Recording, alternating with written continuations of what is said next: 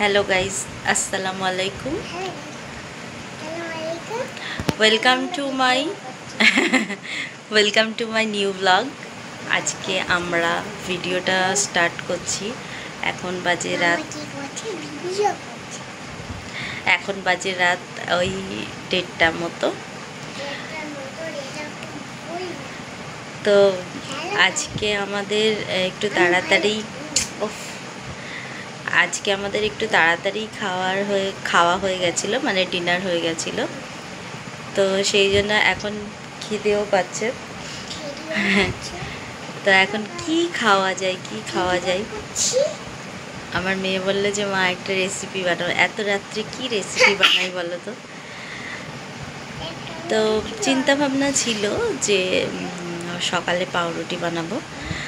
তো ও যখন বলছে খিদে পেয়েছে, তখন ভাবলাম তাহলে পাউরুটিটা এখনই বানাই। তো পাউরুটি বানাতে দিয়েছি, পাউরুটি হচ্ছে। আর ভাবছি তাহলে রাত্রেবেলা ডিম টোস্ট করি একটু। জানি এটা এত রাত্রে খাওয়াটা ঠিক না, আর এই বাচ্চাকে যে আমি জাগিয়ে রেখেছি এরকমও ব্যাপার না, আমি জাগিয়ে রাখিনি। ওর বাবার জন্য ওয়েট করছে। আর বললো যখন খিদে পেয়েছে তখন কি আর চুপ করে বসে থাকা যায় বলো? তো সেই জন্য এখন আমার পাউরুটি হচ্ছে, আমি বসিয়ে দিয়েছি, হয়ে যাক তারপর ডিম টোস্ট বানাবো। এই যে এখানে আমার পাউরুটি হচ্ছে হাঁড়ির ভিতরে, এটা হচ্ছে আমার নিনজা টেকনিক। তুমি এত রাত অবধি জেগে আছো কেন? আমি বাবার জন্য ওয়েট করছি। তাই? হ্যাঁ। কিন্তু এখন তো অনেক রাত হয়ে গেছে, ঘুমিয়ে পড়ো। আমার আগে গিফটটা দাও। গিফটটা নিবি?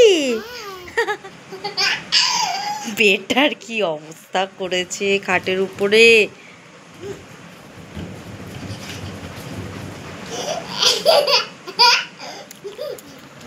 এক্সপেরিমেন্ট খতম। আর একটু সময়ের দরকার ছিল, আর একটু সময় দিলে হয়তো আর একটু পারফেক্ট হতো। খাও মানা। রাগ করেছো কেন? চলে এসো, খেয়ে নাও। এই যে হচ্ছে আমার গোল পাউরুটির ডিম টোস্ট। খারাপ হয়নি, ঠিকই আছে রাত্রে।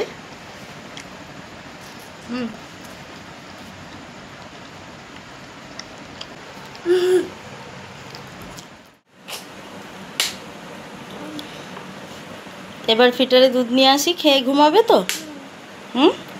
ঠিক আছে। এখন আমি চলে এসেছি দুধ গরম করতে। দুধটা গরম হয়ে গেছে, এবারে আমি ফিটারে ঢেলে নিয়ে যাব ঘরে। বাবু এখনও পিছনে দাঁড়িয়ে আছে। এবার আমি দুধটাকে ঢেলে নিচ্ছি ফিটারের মধ্যে।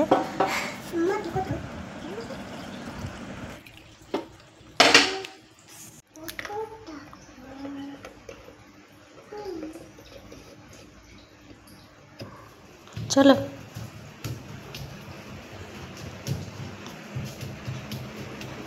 চলো চলো, ওঠো খাটে ওঠো।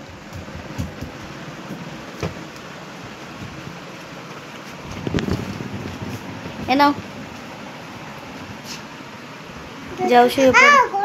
খুব গরম নেই বাবু, আচ্ছা পাশে রেখে দাও। শুয়ে পড়ো, আমি লাইট অফ করে দিই।